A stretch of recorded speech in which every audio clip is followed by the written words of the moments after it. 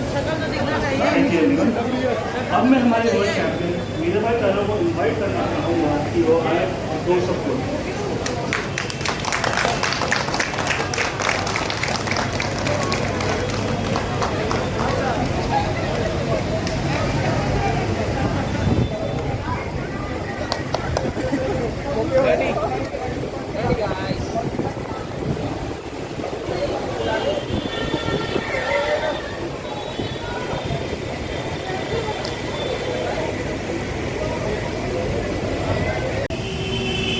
और respected dignitaries और सभी गेस्ट एंड एथलीट्स, आज का दिन हमारी वैलिटी के लिए बहुत इम्पोर्टेंट है। ये रेसिडेंटेंस विंग सिर्फ एक बिल्डिंग नहीं, ये हमारी सपने का घर है। जब मैं इन 40 यंग एथलीट को देखती हूँ, मुझे मेरा बचपन का याद आ जाती हूँ। मैं मेरा ओलंपिक जर्नी में बहुत स्ट्रगल किया था और जो स्ट्रगल से मैंने बहुत कुछ सीखा है। जो मैंने सीखा है मैं उन आप सबको शेयर करना चाहती हूँ और करके भी रहूँगी।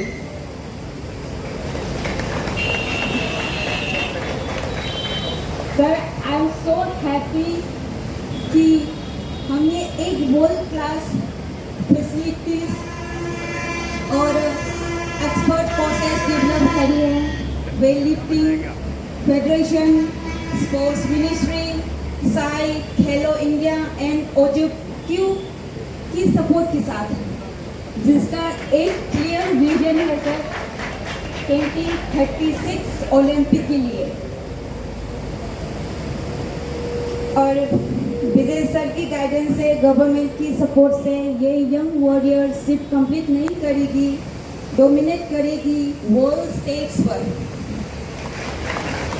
2036 ओलंपिक हमारे लिए सपना नहीं है, ये हमारे लिए कमिटमेंट है देश के लिए। मेरे यंग एथलीट, याद रखना, जब तुम ट्रेनिंग करते हो, तुम 1.4 मिलियन इंडियन की सपना लेके जाती है और बहुत हार्ड वर्क करना और हर टाइम हमको सोचना है, हर टाइम याद रखना है जो हमारी 3 कलर का जो तिरंगा है उसको हमेशा ऊंचाई रखना है। तो ये कभी भूलना नहीं चाहिए, बहुत हार्ड वर्क करना है। हमारे साथ सर है और जो भी हम हेल्प सपोर्ट करना चाहते हैं हमारी तरफ से करूँगी और सर से भी हम हर टाइम मांगते रहूँगी। तो आज हमारे लिए बहुत लकी है कि सर ने इतना बिजी टाइमिंग में 1-2 घंटे के लिए टाइम निकाल के हमको मोटिवेशन देने आए हैं। तो sir thank you so much.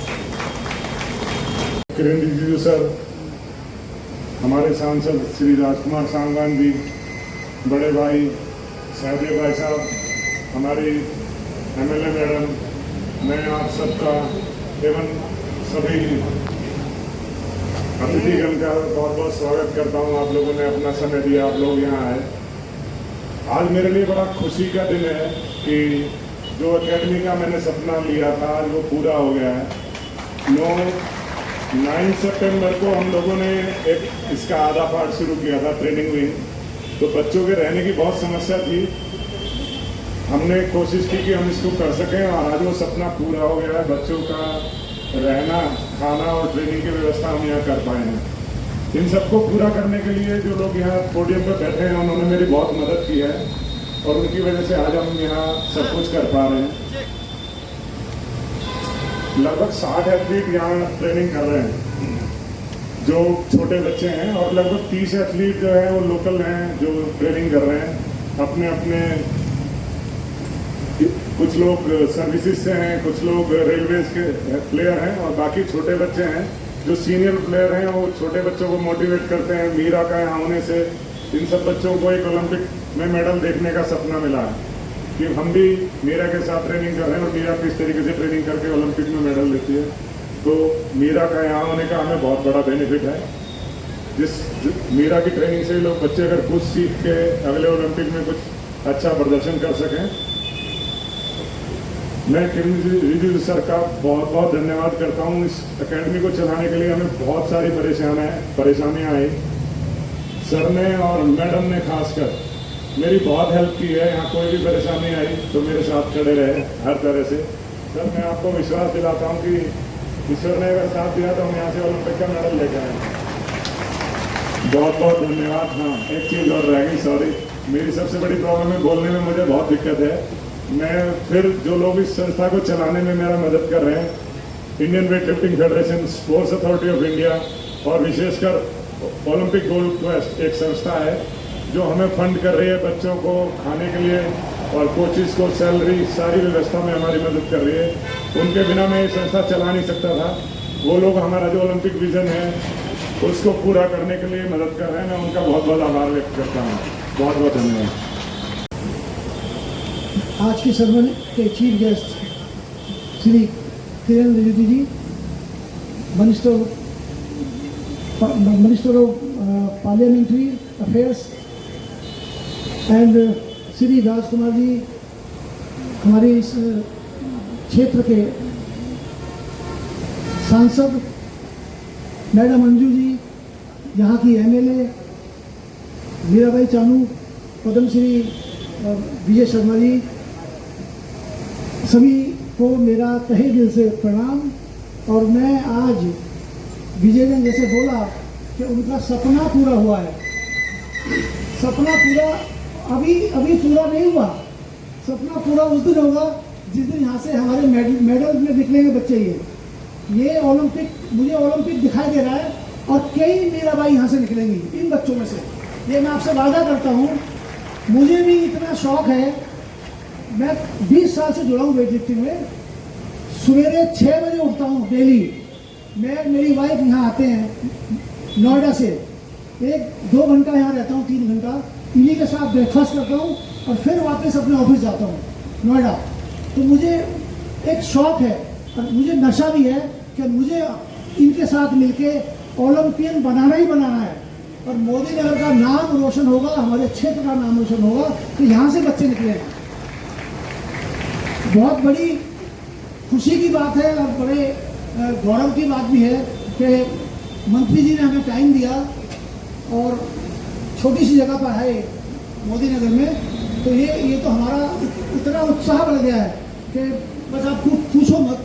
मैं तहे दिल से वेट लिफ्टिंग की तरफ से और इस एकेडमी की तरफ से मैं उनका तहे दिल से शुक्रिया अदा करता हूँ। जब इसकी ओपनिंग हुई थी ट्रेनिंग विंग की, तो हमारे सलमान साहब आए थे ओपनिंग में, तब मैंने देखा था, मुझे लग रहा था कि हाँ कुछ ना कुछ होकर रहेगा। और बहुत सहयोग किया और मैडम ने बड़ा सहयोग किया है। कोई भी बच्चा बीमार होता है तो इनके पास भेजते हैं और फ्री ट्रीटमेंट होता है और प्रायोरिटी होता है। ये बहुत बड़ी चीज़ है कि इतना सहारा हमें मिला हुआ है यहाँ। लोकल लोगों की बहुत बड़ी सपोर्ट है, आप सबकी सपोर्ट है। आप ऐसे ही जुड़े रहिए, हमें अपना काम करने दीजिए, हम आपको मेडल ला के देंगे। Thank you. जय हिंद, जय भारत। संस्कृति कार्य मंत्री आदरणीय किरण रिजिजू, हमारी क्षेत्र की लोकप्रिय विधायक डॉक्टर मंजू श्रीवास्तव जी, हमारे सहदेव यादव जी और विजय जी, और बहुत ही हमारे सम्मान के लिए जो मीराबाई जानू, जिनका नाम हम अखबारों में सुनते थे, टीवी में देखते थे। ये हमारे मोदीनगर का सौभाग्य, हमारे क्षेत्र का सौभाग्य है कि वो बच्चों के साथ रहकर यहीं पर प्रैक्टिस करती हैं और बच्चों को ट्रेंड कर रही हैं। और ये सपना उन्होंने अपने मन में सजोया है कि बच्चों को ओलंपिक मेडल लाने के लिए तैयार करेंगे। इतना अच्छी एकेडमी विजय जी ने खोली है। मैं तो आपको बधाई और धन्यवाद देना चाहूँगा कि हमारे क्षेत्र के लिए ये बहुत बड़ा काम है कि ऐसे बच्चों को आप ट्रेंड कर रहे हैं वेट लिफ्टिंग में। और मोदीनगर के लिए आपने जो स्थान चुना, मोदीनगर से जब मेडल आएंगे तो नाम कितना बड़ा होगा हमारे मोदीनगर का, गाजियाबाद जनपद और हमारी लोकसभा का। मैं तो आपको धन्यवाद भी देना चाहता हूँ, बधाई भी। और आदरणीय किरण रिजिजू, ये तो मेरा सौभाग्य है कि विजय जी ने उनको बुलाया, वो शहर उन्होंने उनके निमंत्रण को स्वीकार किया और मेरी लोकसभा में आकर मतलब मुझे भी आपने किताब किया है, मैं तो आपका आभारी हूँ बहुत बहुत। आपके चरण हमारी लोकसभा में पड़े हैं। बहुत बहुत शुभकामनाएं विजय जी आपको, मीराबाई चानू जी को, सहदेव जी को, जो उन्होंने बताया कि अपनी पत्नी के साथ मैं प्रतिदिन नोएडा से आकर बच्चों की प्रैक्टिस भी देखता हूँ, इनके साथ ब्रेकफास्ट करता हूँ, इनकी सारी परेशानियों को सुनकर उनका निवारण करने के उपरांत मैं नोएडा वापस जाता हूँ। मुझे अच्छा लगता है जब ये इस लगन की कर रहे सहदेव जी, क्योंकि इनका ताल्लुक भी मेरे लोकसभा, जो बागपत मेरा जनपद, जो मेरे लोकसभा का महत्वपूर्ण पार्ट है, इनका मूल गांव वहाँ का है और मेरा तो वैसे भी जुड़ा इनसे। इनकी शिक्षा दीक्षा वहीं से हुई, जहाँ से हमारी हुई है कॉलेज के। हमें बहुत बहुत शुभकामनाएं, धन्यवाद रिजित जी का कि आपने हमें मौका दिया, अवसर दिया और बच्चों को आशीर्वाद दिया। इस अकेडमी को फलने फूलने के लिए आपने पूरा आशीर्वाद दिया। मैं आपका आभारी भी हूँ, आपका धन्यवाद भी देता हूँ और आपका हार्दिक अभिनंदन करता हूँ। मोदनगर की इस पावन धरती पर बागपत लोकसभा क्षेत्र, जो स्वर्गीय चौधरी चरण सिंह जी की कर्म भूमि है, उनकी पृथ्वी पर आपका हार्दिक अभिनंदन, स्वागत, धन्यवाद। एकेडमिक ब्लॉक के उद्घाटन के अवसर पर मैं मोदी नगर की पूरे क्षेत्र वासियों की तरफ से अपने विधानसभा में पधारे केंद्र सरकार के कैबिनेट मिनिस्टर आदरणीय किरण रिजिजू जी का स्वागत करती हूँ। साथ ही साथ मैं धन्यवाद देती हूँ विजय जी को, सहदेव जी को और खास तौर से मीराबाई चानू जी को कि हमारा सौभाग्य कि इतने बड़े बड़े सेलिब्रिटीज के साथ बैठने का मौका मिला है, जो देश के लिए मेडल्स लेके आते हैं। ऑनरेबल मिनिस्टर सर को मैं बताना चाहूँगी, सर ये हमारा बहुत छोटा सा शहर है, लेकिन हमारे यहाँ प्लेयर्स बहुत सारे हैं। सर हमारे यहाँ द्रोणाचार्य अवार्डीज भी हैं, अर्जुन अवार्डीज भी हैं, हमारे यहाँ रेस के प्लेयर्स भी हैं जो 100 मीटर, 200 मीटर्स, 400 मीटर्स के हैं, जावलिन थ्रो के अच्छे प्लेयर्स हैं, वेट लिफ्टिंग और पावर लिफ्टिंग के प्लेयर्स हैं, जावलिन थ्रो के प्लेयर्स हैं बहुत, और खासतौर से जो हमारे देसी गेम्स होते हैं कुश्ती, कबड्डी, उसके भी बहुत सारे प्लेयर्स हैं। सर मैं आपसे एक प्रेयर करना चाहती हूँ कि जब कोई एकेडमी, बड़ी एकेडमी सरकारी स्तर से या कोई भी चीज़ खुलती है तो प्लेयर्स हमारे छोटे छोटे शहरों में होते हैं, लेकिन एकेडमीज बड़े बड़े शहरों में खुल जाती हैं। तो हमारे प्लेयर्स का सर ध्यान रखिएगा। और एक चीज़ मैं आपसे और निवेदन करना चाहती हूँ सर, मेरी मोदीनगर विधानसभा क्षेत्र में इस एनसीआर क्षेत्र का, यूपी का जो एनसीआर क्षेत्र है सर, मेरे पास सबसे ज़्यादा ज़मीन है। अगर प्लेयर्स के लिए कोई एकेडमी, कोई रिसर्च इंस्टीट्यूट, कुछ भी बनना हो तो मेरे पास बहुत सारी ज़मीन है सर मोदीनगर विधानसभा क्षेत्र में। तो आप प्लीज़ इसे ध्यान में रखिएगा और पुनः मैं आपको बहुत बहुत धन्यवाद देती हूँ हमारी विधानसभा में आए। Thank you very much sir. मित्र साथी और इस इलाके के मेंबर ऑफ पार्लियामेंट, और बहुत ही मेहनती नेता है, जमीन नेता है राजकुमार संगवान जी, और यहाँ के लोकल एमएलए जिसके बारे में आप लोगों ने काफ़ी सुन चुका है, कितना उन्होंने योगदान दिया है इस एकेडमी को बनाने में, डॉक्टर मंजू श्रीवास जी, और वेट लिफ्टिंग फेडरेशन, हमारे देश के जो वेट लिफ्टिंग को चलाते हैं उसका अध्यक्ष सहदेव यादव जी, और हमारा देश का बहुत बड़ा स्टार है, चैंपियन है, ओलंपिक मेडलिस्ट है मीराबाई चानू जी, और उनको चैंपियन बनाने में जिसका लगन, जिसका मेहनत, जिसका आशीर्वाद हमेशा रहता है, द्रोणाचार्य अवार्ड प्राप्त करने वाला विजय शर्मा जी, और मोदीनगर के या जो म्यूनिसिपल पालिका है उनके चेयरमैन विनोद वैशाली जी, और यहाँ जितना आमंत्रित इनवाइटेड गेस्ट हैं, और विशेष करके जो इस एकेडमी से जुड़े हुए हमारा ट्रेनीज हैं, जो बच्चे हैं, और उनको देखने वाले जितना स्टाफ है, मैं आप सबको बहुत ही दिल के गहराइयों से मैं बधाई देता हूँ कि ये वेट लिफ्टिंग वॉरियर्स का जो सेंटर खुला है, और जो श्री राम स्पोर्ट्स सोसाइटी है जिनके छत्र छाया में ये संस्था चल रहे हैं, पूरा को इतना शानदार वेट लिफ्टिंग एकेडमी शुरुआत करने पर मैं सिर्फ शुभकामनाएं ही नहीं बल्कि मेरे मन में विश्वास है कि यहाँ से बहुत बड़ा चैंपियन हमारा देश का उभर के आएंगे। एकेडमीज मैंने बहुत देखा है अपने ज़िंदगी में, चाहे वो स्पोर्ट्स एकेडमी हो या पढ़ाई का कोई भी हो, उसको जो चलाने का तरीका है, लगन के साथ जी भर करके उसको किस तरीके से आगे बढ़ाने में योगदान देता है, मेहनत करता है, वो मुझे कोई कभी नहीं दिखाई देता है। क्योंकि अब पूरा टीम, विजय जी और उनके साथ वेट लिफ्टिंग फेडरेशन के खुद प्रेसिडेंट, और ऊपर से यहाँ आशीर्वाद देने के लिए लोकल एमपी और लोकल एमएलए और स्थानीय स्तर पर जितने आप लोगों को सहायता मिल रहा है, मुझे कोई अपने मन में कोई आशंका या कोई संशय नहीं है कि इस वेट लिफ्टिंग को आगे, इस एकेडमी को चलाने में कोई तकलीफ आएगा, मुझे ऐसा नहीं लगता है। देखिए, स्पोर्ट्स ऐसा चीज है जिसको कुछ लोग सिर्फ खेलते हुए दिखता है। स्पोर्ट्स लोग सोचते हैं कि बस थोड़ा सा ट्रेनिंग करो और मैदान में जाओ और खेलो और मेडल लेके आओ, तो सोचते तो बहुत आसान है, लेकिन एक खिलाड़ी को खेल की दुनिया में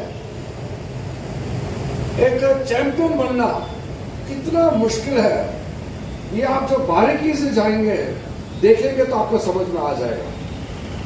हमारे देश में कुछ ओलंपिक चैंपियंस हैं। पुराने जमाने में हॉकी में हम गोल्ड मेडल लाते थे 8 बार, उसके बाद हम पीछे चले गए, लेकिन टोक्यो ओलंपिक्स और पेरिस ओलंपिक्स में हम फिर ब्रॉन्ज मेडल प्राप्त करके हॉकी का स्तर को फिर बढ़ाया है।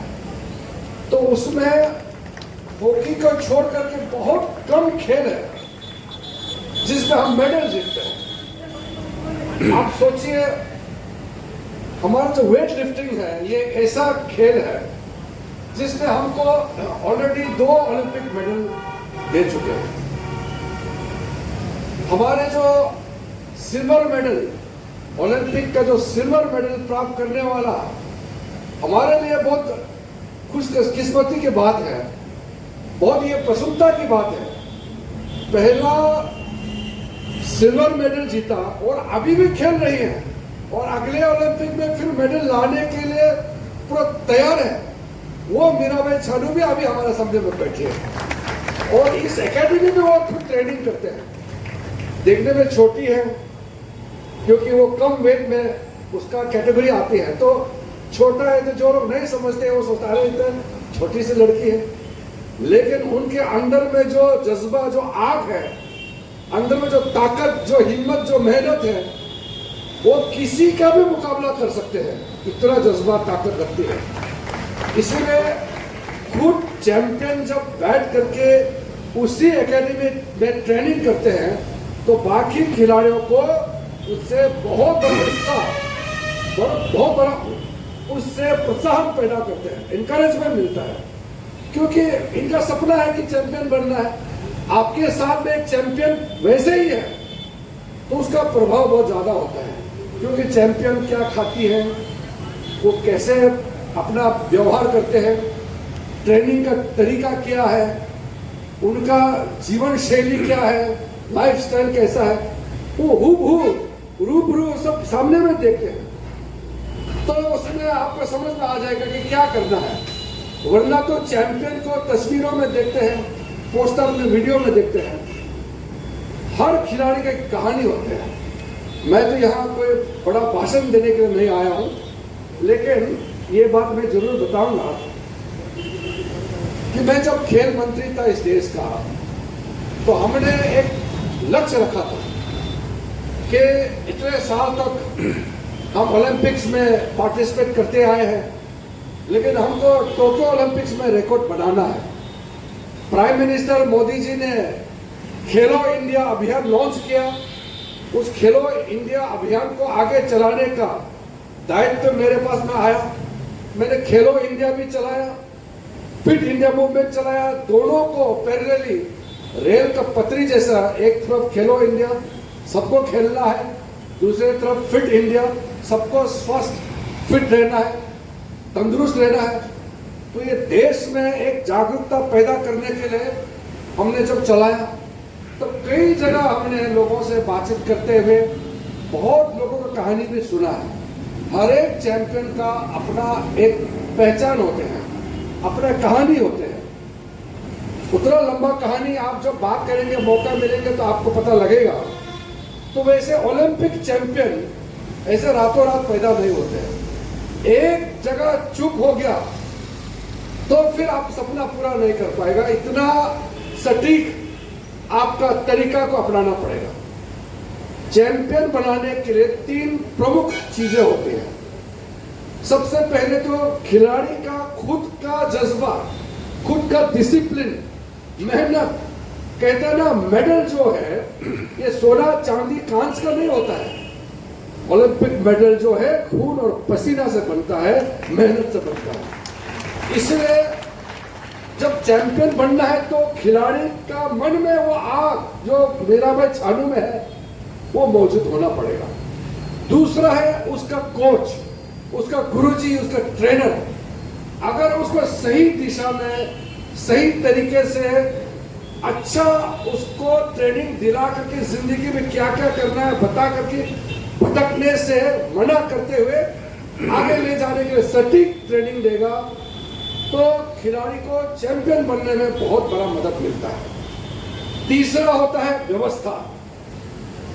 आपको फैसिलिटी होना पड़ेगा, खाने पीने से लेकर के ट्रेनिंग का इक्विपमेंट का सामान, समाज का सपोर्ट, एनकरेजमेंट, हर तरीके से पूरा समर्थन होना पड़ेगा। जैसे मैं अगर सरकार में हूं तो सरकार की तरफ से भी मदद, प्रोत्साहन देते रहना पड़ेगा समाज के ओर से। और यहाँ जितने भी जो आसपास में लोग हैं, इसमें जैसे इस एक एकेडमी आप तो सिर्फ बिल्डिंग देखता है, कुछ खिलाड़ी देखता है, लेकिन इसमें आपको जिम ट्रेनर अलग होता है, रिहेबिलिटेशन के लिए अलग होता है, उनका मसाज के लिए, बॉडी को मेजरमेंट करने का, स्पोर्ट्स साइंस अपने आप में बहुत बड़ा दुनिया है जो हिंदुस्तान में बहुत लोगों को अभी पता नहीं है। स्पोर्ट्स साइंस जो एक मैकेनिकल साइंटिफिक तरीके से खिलाड़ी और एकेडमी का पूरा उसको चलाता है, उसको शेप देता है। तो इसका फैसिलिटी एक एक सामान वर्ल्ड क्लास होना होता है। तो इसलिए खिलाड़ी का जज्बा, उसका ट्रेनर, कोच और पूरा व्यवस्था, ये मिला जुला करके खिलाड़ी पैदा होता है। फिर उसके बाद में आगे जाकर के कई पैमाना आपको पार करना पड़ता है।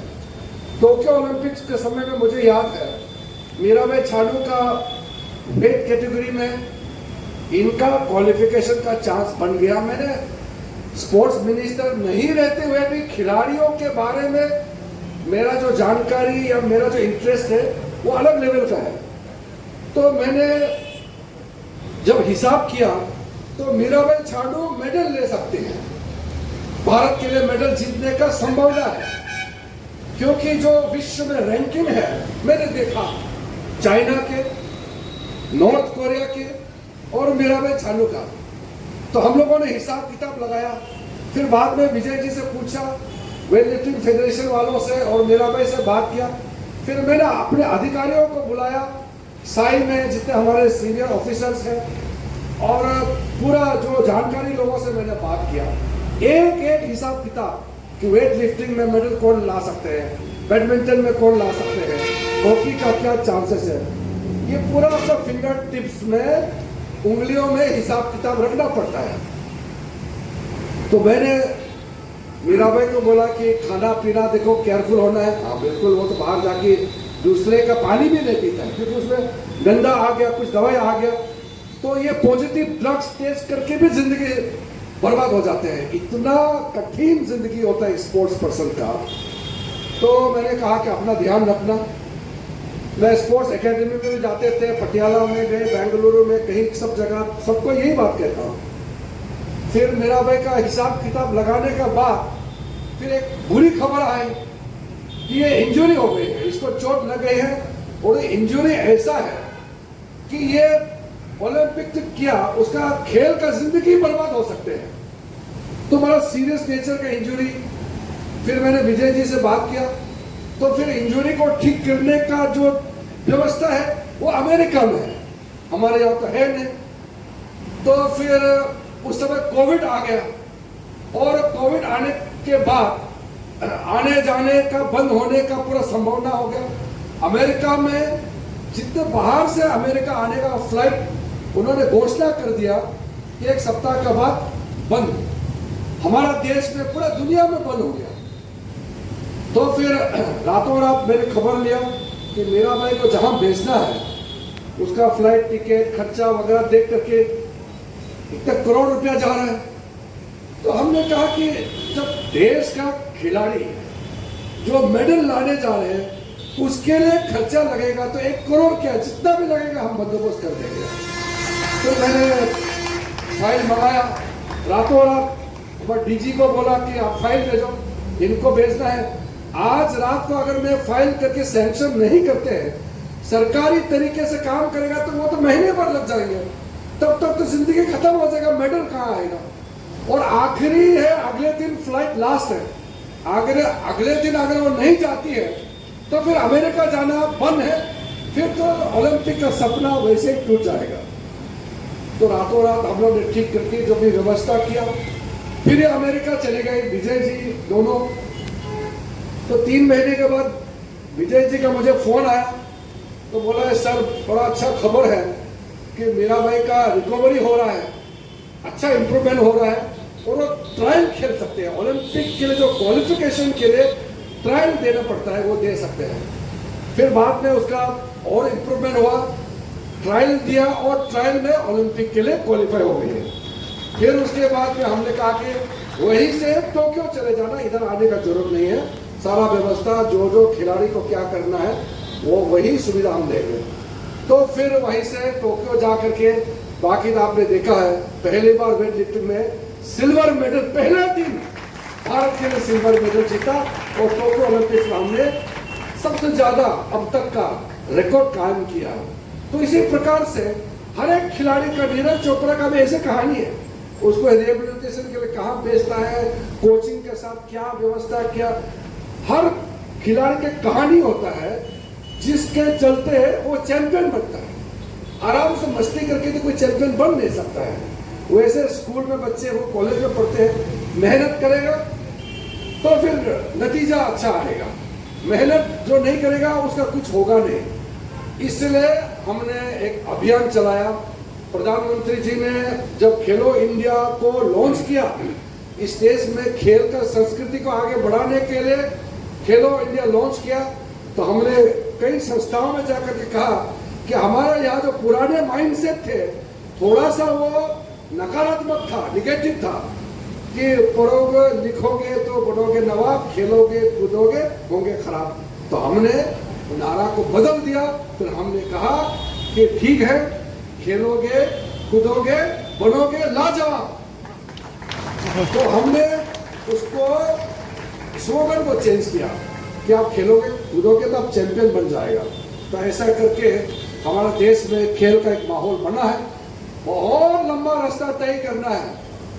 कई खिलाड़ी उस जमाने में मेडल जीतते थे, कोई पूछता नहीं था। मेरे पास कई पूर्व खिलाड़ी बूढ़े हो गए हैं, ओलंपिक में मेडल लिए हैं, वो कहते हैं दास आज के जमाने में हम खिलाड़ी होते हैं, उस समय तो खिलाड़ी मेडल लेके आते थे, कोई पूछने वाला नहीं था।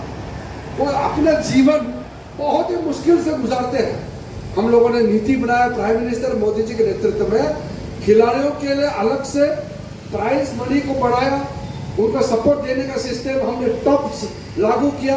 हर एक खिलाड़ी को जो टॉप्स में सेलेक्ट किया 50,000 रुपया उसको हर समय हर महीने उसके अकाउंट में डिपॉजिट करने का व्यवस्था किया।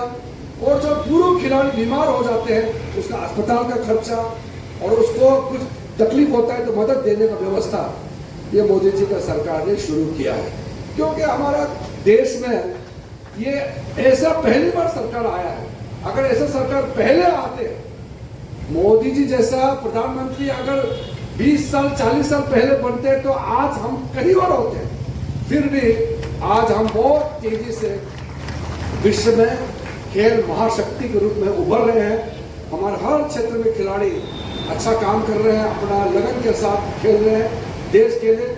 मैं आखिर में अपने बच्चों को कहना चाहता हूं,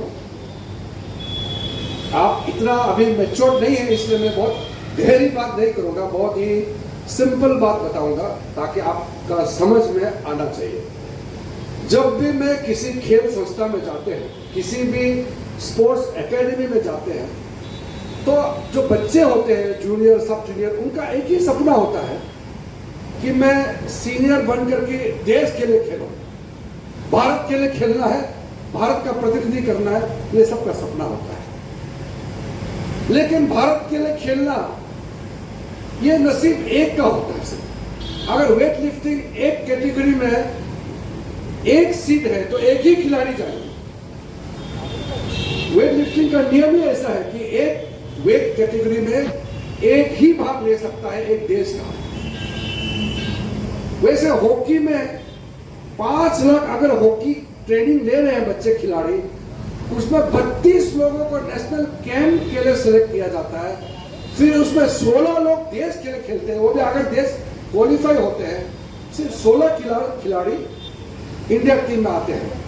उतने लोगों को खेलने का मौका मिलता है, लेकिन उसका दूसरे बार मौका मिल सकता है। इसलिए एक बार आपका मौका चूक गया तो ये नहीं सोचना है कि आपकी जिंदगी समाप्त हो गया है। आप कोशिश करते रहिए, अगले बार फिर आपको मौका मिलेगा। और अगर आप किसी कारण से चोट लग जाते हैं, किसी कारण से आप उस लेवल परफॉर्म नहीं कर पाया जो दूसरे खिलाड़ी आपसे आगे, कोई खिलाड़ी जो होता है अब वो आगे निकल गया, तो भी मायूस नहीं होना है। जिंदगी एक खेल है, हार जीत चलते रहता है, जिंदगी समाप्त नहीं हो जाता है। इसलिए प्राइम मिनिस्टर मोदी जी का वो बात याद रखिए कि जीत को दिमाग में घुसने मत देना और हार को दिल में मत रखना, तो फिर आगे आप रहोगे। लेकिन एक बार जीता, आसमान चढ़ गया, आप किसी को पूछना नहीं, मैं तो चैंपियन हो गया, और एक बार हार गया तो रोना धोना, मेरा जिंदगी समाप्त हो गया, ऐसा नहीं होना है। जिंदगी बैलेंस से चलना चाहिए। हार जीत चलते रहता है जिंदगी में। नेता लोग भी तो हारते हैं, जीतते हैं। संगवान साहब आप कितना बार जीते हैं, कितना बार हारे हैं? आप कभी तो हारे होंगे जिंदगी में। पहली बार में 6 मारा जी, चैंपियन पहले बार चुनाव लड़ा है, 100% है इसका। लेकिन ओवर कॉन्फिडेंट नहीं होना है, आगे और मेहनत करना है। मैडम कितने बार चुनाव लड़े? एक बार हारी, 2 बार जीती। तो मैं भी 7 बार चुनाव लड़ा हूं। 7 बार में मैं 3 बार हारे, 4 बार जीते। और वहां बीजेपी, शुरू में बीजेपी को कोई जानते नहीं थे, इसलिए शुरू में मैं हारे, बाद में तो मैं जीतते गया। तो ऐसा है जिंदगी में, हार जीत होता है। ये वेट लिफ्टिंग हो या कोई भी खेल, ट्रेनिंग के साथ साथ आपको पढ़ाई साइड बाय साइड, आपको बाकी स्किलिंग पढ़ाई का भी मौका लगे तो वो भी करना चाहिए। अमेरिका, जापान वगैरह में कॉलेज यूनिवर्सिटी के बच्चे ओलंपिक जीतते हैं। अगर जो खेल नहीं खेल सकते हैं देश के लिए, तो फिर अपने पढ़ाई के माध्यम से नौकरी या किसी न किसी काम में जुड़ते हैं, क्योंकि आपका जिंदगी समाप्त नहीं होना चाहिए। और खेल जो है कि जिंदगी खेल पूरा तो खेलेगा नहीं, रिटायरमेंट भी होते हैं, तो फिर आप कोच बन सकते हैं, ट्रेनर बन सकते हैं, स्पोर्ट्स मैनेजमेंट में आप जा सकते हैं। तो मेरा यह कहना है कि इतने बच्चे हैं, यहाँ कई लोग चैंपियन बनेंगे और कई लोग चैंपियन बनाने में मदद करेंगे। इसलिए खिलाड़ी एक नहीं होते हैं, खिलाड़ी के पीछे पूरा टीम होते हैं, इसलिए टीम जीतता है। टीम, देश का टीम और अपना एकेडमी का टीम। इसलिए कभी भी जिंदगी में मायूस नहीं होना चाहिए कि एक बार फेल हो गया तो जिंदगी समाप्त हो गया, ऐसा नहीं सोचना चाहिए। और मेहनत करेंगे तो मेहनत का रंग जरूर आती है, रंग लाती है, और उसका नतीजा तो आपको मिलेगा। अगर नहीं है तो भी संतुष्टि का भाव होता है कि मैंने अपना मेहनत करके जितना हमने परफॉर्मेंस देना था दिया, बाकी तो किस्मत और बाकी तो जो हालात है, सिचुएशन है, सब चीज तो आपके हाथ में नहीं होते हैं। इसलिए पॉजिटिव माइंड के साथ थोड़ा कभी कभी खिलाड़ी एक बार कुछ घटना हो गया तो पूरा मायूस होकर वो पूरा इमोशनली वो डिप्रेशन में चले जाते हैं। ऐसा नहीं होना, इसलिए साइकोलॉजिस्ट का भी बड़ा रोल होता है स्पोर्ट्स में, माइंड को बैलेंस रखने के लिए, कंसंट्रेशन के लिए, आपको चीज को समझने के लिए। तो ये बड़ा खेल अपने आप में बहुत बड़ा दुनिया होता है। बहुत लोग सोचते हैं कि खेल सिर्फ बस थोड़ा सा प्रैक्टिस किया और खेल खेल दिया, ऐसा नहीं है। खेल अपने आप में बहुत गहरा दुनिया है। इसलिए जो भी यहाँ आज के इस वेट लिफ्टिंग वॉरियर जितना भी है, और ये गाजियाबाद जिले हमारे बागपत कॉन्स्टिट्यूंसी में बीच में जो मोदी नगर है, ये मोदी नगर हाईवे का एकदम बीचों बीच पास में है। ये वेट लिफ्टिंग का एकेडमी बनना ये सुविधा है। तो हमारा एमएलए मैडम जी को मैं बताना चाहता हूँ कि तो शहर छोटा हो सकता है लेकिन बहुत आइडियल है। दिल्ली से 1 घंटे, बस 1 घंटे में पहुँच जाते हैं। तो आज में मुझे पहुँचने में तकलीफ नहीं हुआ। अगर दूर होते तो मुझे सोचना पड़ता कि मैं जाऊँगा 1 दिन के लिए, 1 दिन 1 कार्यक्रम के लिए समय निकालना इतना मुश्किल होता है हम लोगों का ज़िंदगी में। यहाँ मुझे 1 घंटा लगा पहुँचने में। तो ये लोकेशन बहुत आइडियल है। और संगवान साहब ने तो इंकरेजमेंट दिया ही दिया है। एमएलए मैडम ने ऑफर जो किया वो बड़ी बात है। या एकेडमी बनाने के लिए और बाकी स्पोर्ट्स संस्थाएं के लिए उन्होंने ज़मीन का जो बातें उन्होंने की हैं, जो ऑफर किए हैं, ये कितना पॉजिटिव है। अगर यहाँ का जो इलेक्टेड लोगों का जो प्रतिनिधि करने वाला नेता एमपी और एमएलए इतना पॉजिटिव है तो मोदी नगर जरूर आगे बढ़ेगा। सिर्फ वेट लिफ्टिंग में ही नहीं, बहुत आगे बढ़ेगा। आपके मुख्यमंत्री योगी जी हमारे साथ में बहुत सालों तक संसद में एमपी के रूप में मेरे साथ में रहे हैं। वो योगी जी योगी जरूर है लेकिन खेल के क्षेत्र में उन्होंने काफ़ी रुचि देकर के आगे बढ़ाया है। काफ़ी उत्तर प्रदेश का खिलाड़ियों का सम्मान भी दिया है, मदद भी किया है। स्पोर्ट्स यूनिवर्सिटी का भी जो यहाँ आपके पास में जो शुरू कर रहे हैं, आगे जाकर के ये जो वेस्टर्न यूपी हरियाणा इस इलाके में भी खेल का बहुत बड़ा अभियान चलने वाले हैं। उत्तर प्रदेश तो बहुत आगे बढ़ रहा है। इसी प्रकार से आपके इस एकेडमी को आगे बढ़ाने के लिए मेरे ओर से जो भी समर्थन सहयोग आगे जरूरत पड़ेगा, मैं हमेशा आपके लिए अवेलेबल रहूँगा, मेरा तरफ से सहायता देते रहूँगा। फिर से मुझे आज इस महत्वपूर्ण दिवस में बुलाया है, इतना अच्छा कार्यक्रम, खेल का कार्यक्रम, और वो भी उद्घाटन, इतना बड़ा एकेडमी का शुरुआत करना, ये बहुत बड़ी बात होता है। कितने सपनों को पूरा करेंगे इस एकेडमी से। ये बहुत बड़ा दिन है। खेलो इंडिया का जो स्पिरिट है यहाँ दिखाई देता है। अंत में मीराबाई को मैं फिर से कहना चाहता हूँ कि अभी 2025 चल रहा है, उनका ट्रेनिंग भी अच्छी चल रही है। बीच में थोड़ा सा इंजरी का डर रहती थी, अभी थोड़ा ठीक चल रहे हैं। 2028 लॉस एंजलिस अमेरिका में जो ओलंपिक्स होने वाले हैं, मैं विश्वास के साथ बैठा हूँ Mirabai 2nd time Olympic medal जीत के लाएंगे। मेरा शुभकामनाएं हैं पूरे टीम को। सहदेव जी आपके नेतृत्व में वेट लिफ्टिंग जो आप काम कर रहे हैं, और विजय जी जो कोच है, आपका पूरे टीम, जितने भी वेट लिफ्टिंग एकेडमी हमारे देश में है, उसमें से अग्रिम पंक्ति में एक लीडिंग एकेडमी के नाम में आज के बाद ये मोदी नगर का वेट लिफ्टिंग एकेडमी यहाँ दर्ज हो जाएंगे। इसलिए मेरा बहुत बहुत बड़ा आपका ऊपर में उम्मीद भी है, शुभकामनाएं भी है। और सबको, आज जितने भी लोग यहाँ आए हैं, आप सबको बहुत बहुत धन्यवाद। जय हिंद। ये मोदी नगर के वासियों को मैं बधाई देता हूँ कि उनके क्षेत्र में इतना शानदार वेट लिफ्टिंग का एकेडमी का आज शुरुआत हुई है। यहाँ के जो लोकल एमपी है, सांगवान साहब भी है, मैडम डॉक्टर मैडम भी, एमएलए भी, दोनों यहाँ मौजूद हैं और दोनों का सहयोग भी मिला हुआ है। और ये एकेडमी मामूली नहीं है, क्योंकि हमारा देश का आज तक का सबसे बड़ा वेट लिफ्टिंग का जो स्टार है मीराबाई चानू, यही ट्रेन करती है। तो फिर ये बहुत अहम हो गया हमारे लिए कि ये जो यहाँ श्री राम सोसाइटी ने जो यहाँ जगह दिया है, जो छत्र छाया में काम कर रहे हैं, मैं मानता हूँ कि ये लोकेशन भी अच्छा है, फैसिलिटी मैंने विज़िट किया है, हॉस्टल का जो रूम भी अच्छा है, खाने पीने का व्यवस्था जो भी किया है बहुत अच्छा है। और यहाँ जिम का जो इक्विपमेंट्स है, वेट लिफ्टिंग का इक्विपमेंट है, वो भी वर्ल्ड क्लास है।